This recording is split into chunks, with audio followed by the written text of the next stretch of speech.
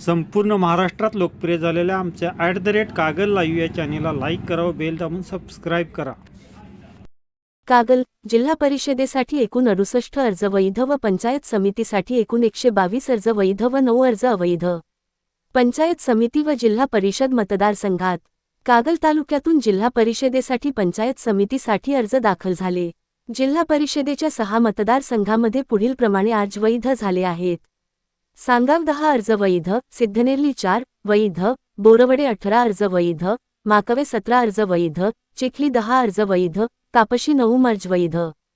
तर पंचायत समितीच्या 12 मतदारसंघामध्ये सांगाव 7 वैध, मौजे सांगाव 3 अर्ज अवैध व 4 अर्ज वैध, सिद्धनेरली 16 वैध 2 अवैध व 16 उमेदवार, साके 11 अर्ज वैध, सावर्डे बुद्रुक 10 अर्ज वैध 2 अर्ज अवैध, बोरवडे 16 वैध व 1 अर्ज अवैध, माकवे 11 अर्ज वैध, यमगे 13 अर्ज वैध, चिखली 5 अर्ज वैध, हळदी 7 अर्ज वैध 1 अर्ज अवैध, कापशी 7 अर्ज वैध, माध्याळ 11 अर्ज वैध. अशा प्रकारे छाननी पूर्ण होऊन पंचायत समिती अर्ज वैध झाले आहेत.